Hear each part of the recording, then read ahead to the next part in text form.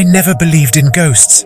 That was until I encountered something so terrifying, so otherworldly, that it would forever haunt my dreams. I am writing this now, hoping that by putting my story into words, I can find some semblance of peace. But beware, dear reader, for once you have read these words, you too may become entangled in the web of horror that I have experienced. It all started on a dark and stormy night, when the heavens wept torrents of rain and the wind howled with an eerie intensity. The tale began to unfold.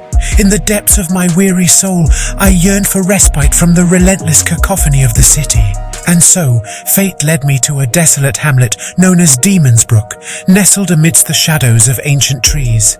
Its name alone put fear into my very soul, as if whispering secrets of a haunting past. Little did I know this quaint town held more than just solace. It held a sinister tale waiting to unfold. The townspeople, with their forced smiles and hollow laughter, exuded an eerie friendliness. As I walked through the streets, a palpable unease settled upon me, like a suffocating fog that clung to the very air I breathed. It was as if the town itself held a dark secret, whispering its sinister tale through the rustling leaves and creaking doors.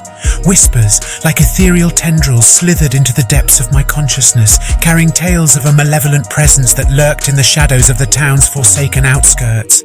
Skeletal fingers of fear caressed my spine, yet I stubbornly brushed them aside, dismissing these chilling murmurs as nothing more than the feeble echoes of superstitious minds. On a dark and stormy night, when the heavens wept ceaselessly, I discovered myself trapped within the confines of my humble abode, devoid of any company. As the sinister night draped its inky tendrils around me, a malevolent force snuffed out the feeble glow of the lights. The once familiar surroundings transformed into a sinister abyss, where shadows danced with malicious intent. I found myself engulfed in an impenetrable darkness, a chilling void that whispered secrets of the unknown. In an instant, as if summoned by an unseen force, the front door creaked open with a bone-chilling groan.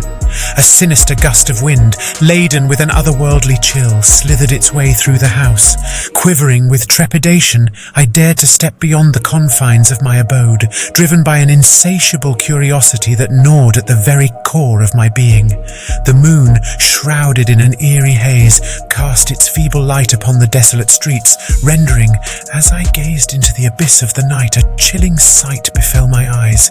A ghastly figure emerged from the shadows, its form hauntingly outlined by the ethereal glow of the moon.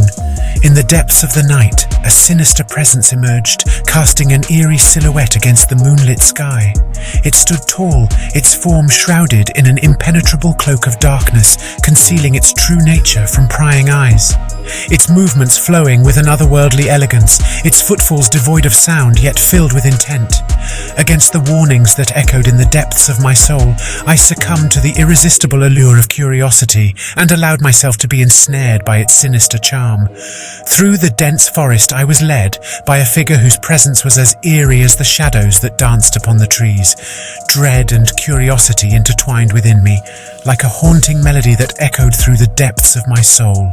With each cautious stride I ventured forth, a chilling presence enveloped the surroundings, the very essence of the air becoming dense with an inexplicable force. It was as if ethereal eyes, brimming with an otherworldly intensity, bore into the depths of my being, unraveling the fabric of my soul. As the hands of time stretched on endlessly, we finally arrived at a desolate clearing. In the heart of the forsaken woods loomed a sinister presence, an ancient oak tree that stood as a grotesque monument to the darkness that permeated the land. Its branches, like skeletal fingers, reached out with a malevolent intent, their gnarled and twisted forms whispering secrets of forgotten horrors. A gasp escaped my trembling lips, as if my very breath had been stolen by the sinister presence before me. I gazed into its eyes. The irises, illuminated by an ethereal glow, seemed to pierce through the depths of my soul. It whispered, its voice a chilling breath that slithered through the darkness, haunting the stillness of the night. Beware, for the one who roams in search of enlightenment shall encounter naught but an abyss of shadows and desolation. Proceed no further, for there exists no refuge from the sinister destiny that lies in wait for you. Terror seized my trembling heart, yet an insatiable curiosity compelled me to press on, despite the ominous whispers that echoed through the air. I, with an insatiable thirst for knowledge, dared to demand the truth from the enigmatic figure that stood before me. In a chilling response, it slowly unfurled a skeletal hand, its pale, gnarled fingers reaching out towards me with an eerie grace. Against my better judgment, I tentatively extended my trembling hand towards its frigid grip. In the moment our hands made contact, a chilling surge of energy slithered through the depths of my being. As my weary eyes fluttered open, a sinister realm unfolded before me.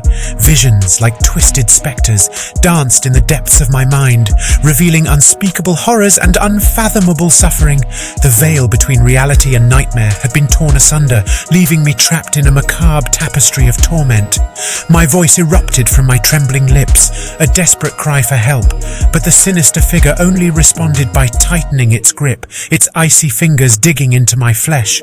It seemed to relish in my terror, refusing to release me from its suffocating grasp. As the ethereal visions gradually faded away, I discovered myself once again within the confines of my humble cottage. The tempest had finally subsided, its wrathful winds and torrential rains silenced. As the darkness of the night gave way to the flickering glow of restored power, an eerie stillness settled upon the land. The once tranquil neighborhood, now shrouded in an unsettling calm, seemed to hold its breath as if anticipating something sinister lurking in the shadows. But a sinister transformation befell me, casting an eternal shadow upon my very being.